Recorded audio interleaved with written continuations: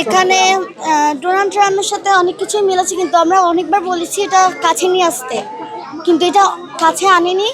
আর আমরা অনেক দূর থেকে এসেছি এই ডোনাল্ড ট্রাম্পকে দেখতে। ডোনাল্ড ট্রাম্পকে এখন ওই যে আমরা অনেকবার এখান থেকে দিয়ে চিৎকার করে বলেছি যে ডোনাল্ড ট্রাম্পকে কাছে আনতে, যে এখন যে লোকটিকে বলছি সেই লোকটি কাছে আনছে না। আমরা অনেক দূর থেকে আসছি, বাসাবা বৌদ্ধ মন্দির থেকে। আমরা মেনলি আসছি ওকে দেখার জন্য। তো এখানে আরও অনেক কিছুই দেখেছি। তো এখানে এসে দেখছি অনেক দূরে বসে আছে, কিন্তু আমরা আঙ্কেলটাকে অনেকবার বলেছি যে যাতে আঙ্কেলটা কাছে আনে ডোনাল্ড ট্রাম্পকে, তো আনলো না।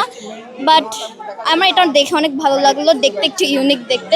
অনেক কিছু দেখছি, যেমন বাঘ, সিংহ, এরপরে আর অনেক কিছু আছে, সব দেখছি। অনেক ভালো লাগছে এটা দেখার পর, কারণ এটা পুরা ডোনাল্ড ট্রাম্পের মতো দেখতে, এই জন্য।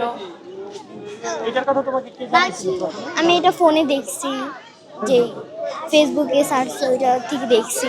সোশ্যাল মিডিয়ার মাধ্যমে, ফেসবুকের মাধ্যমে, বিভিন্ন সংবাদ মাধ্যমে জানতে পারলাম যে ডোনাল্ড ট্রাম্পকে কোরবানি করা হয় নাই, ওনাকে নিয়ে আসা হয়েছে জাতীয় চিড়িয়াখানাতে।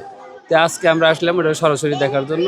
তো এখন দেখছি অনেকটা ট্রাম্পের সাথে মিল আছে, মাথা, মুখ এবং চোখের, ঠিক আছে, যথেষ্ট চুলটা বেশি মিল আছে। এর কারণে আমরা আসছি যে আসলে ট্রাম্পকে তো সরাসরি দেখা যায় নাই, তো এটার সাদৃশ্য যে একটা মহিষ আছে সেটা দেখার জন্য আসছি। কেমন লাগছে এটা দেখে অনেক ভালো লাগছে, এবং চিড়িয়াখানাতে প্রচুর লোকজন সমাগম আছে, এইটা দেখার জন্য আসছে অনেক লোক, যথেষ্ট ভিড় আছে।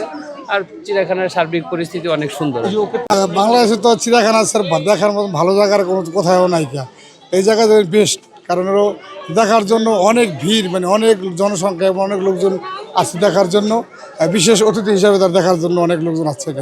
আমরাও ফ্যামিলি সহ আসছি সবাই দেখার জন্য।